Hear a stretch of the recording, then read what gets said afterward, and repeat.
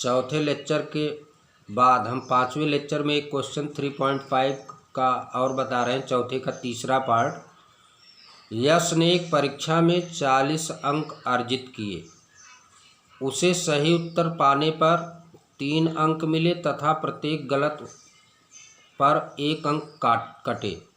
यदि उसे प्रत्येक सही उत्तर पर 4 अंक मिलते तथा गलत उत्तर पर 2 अंक कटते तो यश 50 अंक अर्जित करता। तो बताओ कुल कितने प्रश्न थे। यही आपका क्वेश्चन है। आपको देखिए यहाँ पर हम मान लेते हैं कि माना सही उत्तरों की संख्या x तथा गलत उत्तरों की संख्या y है। तो कुल प्रश्न कितने होंगे, गलत और सही, यानी कुल मिला करके दोनों का योगफल यानी x प्लस y। अब पहली शर्त क्या है, पहली कंडीशन क्या है, प्रश्न में क्या कहा जा रहा है, सही उत्तर के लिए जो है 3 अंक दिए जा रहे हैं। तो सही उत्तर का हमने माना प्रश्नों की संख्या x है, तो एक प्रश्न पर 3 अंक दिए जा रहे हैं, तो x प्रश्न पर 3x अंक दिए जाएंगे।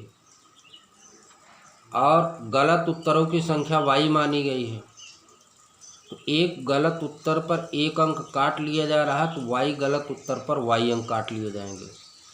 तो उसको मिलेगा कितना, पाने वाले अंक में से कटने वाले अंक को घटा देंगे, जो अंक वो पाता है वही मिल जाएगा। यानी 3x में से y हम माइनस कर देंगे तो हमको मिल जाएगा हमको कितने अंक मिल रहे हैं। तो पहली कंडीशन में इनको 40 अंक मिल रहे हैं, तो 3x minus Y equal to 40 से आपका पहला समीकरण बन गया।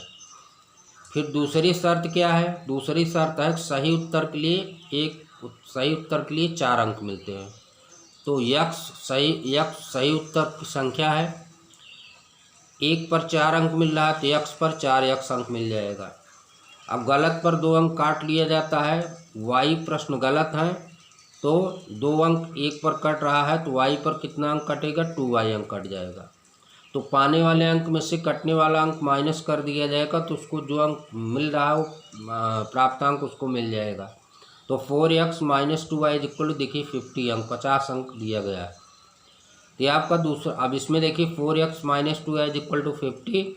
अब इसमें हम 2 से डिवाइड कर दिए, 2 से भाग दे दिए। देखिए 2 से इसमें भाग देंगे 2x, 2 से इसमें भाग दिए तो y, 2 से इसमें भाग दिए तो हो जाएगा 25। ये आपका सेकंड समीकरण बन गया। अब देखिए समीकरण 1 में से समीकरण 2 को घटा दिया गया। समीकरण 1 ये आपका है, समीकरण 2 आपका ये है, इस दोनों को घटा दिया गया, y कैंसिल हुआ।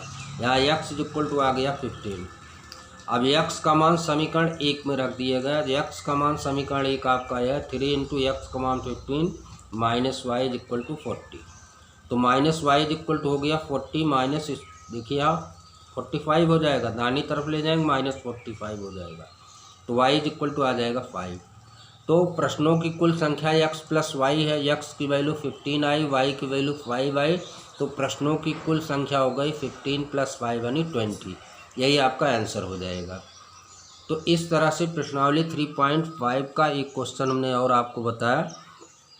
अब आप आ जाइए प्रश्नावली 3.6 पर। 3.5 में और जो क्वेश्चन हमने छोड़े हैं उन क्वेश्चनों को आप स्वयं सॉल्व करेंगे। कोई समस्या होगी तो हमें आप बताएंगे, हम उसका समाधान करेंगे। प्रश्नावली 3.6 में देखिए पहला क्वेश्चन आपका है कि समीकरणों को रैखिक समीकरण में बदलना है। रैखिक समीकरण का रूप दूसरे तरीके का दिया गया है, इसको आपको रैखिक समीकरण में बदलना है, इसके बाद सॉल्व करना है। देखिए पहला समीकरण दिया 1/2x plus 1/3y equal to 2, 1/3x plus 1/2y equal to 13/6। ये दोनों समीकरण दिए गए हैं। तो देखिए इसमें हम मान लेते हैं कि समीकरण 1 तथा 2 में 1/x के स्थान पर m तथा 1/y के स्थान पर n रख देते हैं।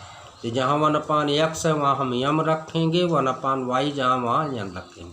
तो देखिए 1/2 इंटू 1/x दिया है, तो 1/2 इंटू x 1/x का स्थान पे m प्लस देखिए 1/3 इंटू 1/y का स्थान पे n इज इक्वल टू 2।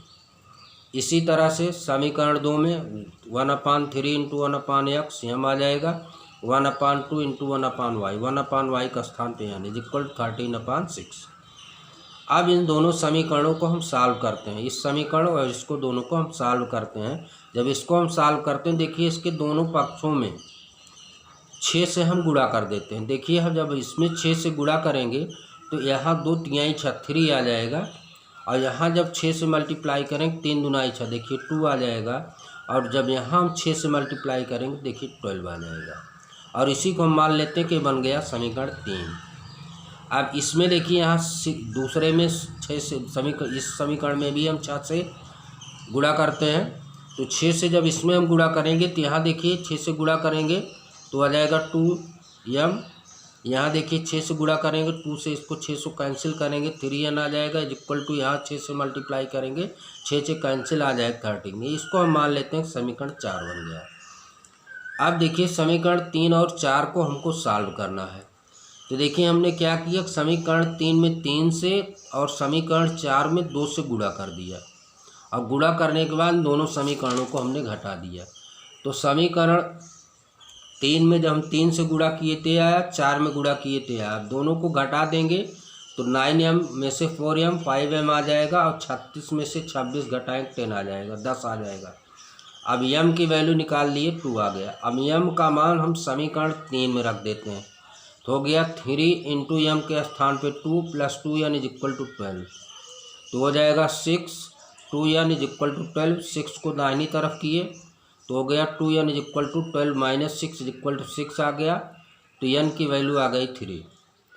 अब देखो जब m इज इक्वल टू 2 है तो m की वैल्यू हमने 1/x के इक्वल माना था, तो m के स्थान पे हमने रख दिया 1/x इज इक्वल टू 2, तो x इज इक्वल टू आ जाएगा 1/2।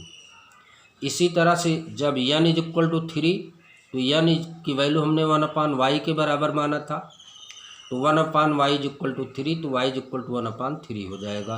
तो इस तरह से x की वैल्यू आ गई 1/2 और y की वैल्यू आ गई 1/3, तो ये आपका आंसर मिल गया। अब इसी में एक क्वेश्चन और आपको हम बता रहे हैं, 1 का सेकंड पार्ट, क्योंकि ये रूट में है इसलिए आप देख लीजिए। यहाँ पर देखिए समीकरण 1 दिया है, समीकरण 2 दिया है।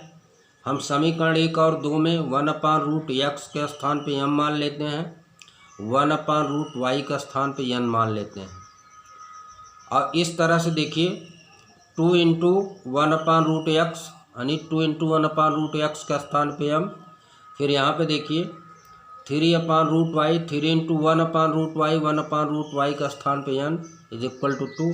इसी तरह दूसरे वाले समीकरण में हम ये लिख देते हैं। अब देखिए समीकरण 3, और इसको 3 मान लेते हैं, इसको 4 मान लेते हैं। अब समीकरण 3 और 4 को हम सॉल्व करते हैं, तो सॉल्व करने के लिए देखिए हमने समीकरण 3 में 3 से गुणा किया और 4 को हमने जोड़ दिया। तो समीकरण 3 में देखिए हम 3 से इसमें गुणा करेंगे, देखिए यहाँ 6m, यहाँ 3 से मल्टीप्लाई किए 9n, 3 से मल्टीप्लाई किए 6, और आपका चौथा समीकरण 4m minus 9n is equal to -1। अब इसको हम जोड़ेंगे, देखिए कैंसिल आउट होगा, 10m इज इक्वल टू यहाँ पर 5 आ जाएगा, 6 माइनस 1 5, तो m की वैल्यू आ गई 1/2, 5/10 कैंसिल करेंगे 1/2 आ जाएगा, m की वैल्यू 1/2 आ गई। अब m का मान हम समीकरण 3 में रखते हैं, तो देखिए 2 इंटू m के स्थान पर 1/2 plus 3n is equal to 2। अब देखिए कैंसिल हुआ, 1 plus 3n is equal to 2, 1 को राइट में किए -1 आ गया, 3n is equal to 2 minus 1 means 1, तो n इज इक्वल टू 1/3। तो देखिए जब m इज इक्वल टू 1/2, तो m को हमने माना है 1/√x के इक्वल के, तो m के स्थान पे हमने रख दिया 1/√x इज इक्वल टू 1/2। अब दोनों पक्षों का जब हम वर्क करेंगे तो यहाँ आ जाएगा 1/x, यहाँ आ जाएगा, इसका वर्क करेंगे आ जाएगा 1/4, तो यह x इज इक्वल टू क्या आ जाएगा 4 आ जाएगा। इसी तरह से n इज इक्वल टू 1/3 है, n के स्थान पर 1/√y माना गया, तो n के स्थान पर 1/√y रखे, 1/√y इज इक्वल टू 1/3। इसमें भी हम दोनों पक्षों का वर्क करेंगे, तो इधर 1/y आ जाएगा, इधर 1/9 आ जाएगा, तो y इज इक्वल टू 9 आ जाएगा। तो इस तरह से आपका आंसर मिला x is equal to 4 and y is equal to 9। तो इस एक्सरसाइज में और भी क्वेश्चन जो हमने छोड़े हैं पहले वाले में, इसको आप खुद करिएगा और जो भी समस्या होगी आप पूछिएगा।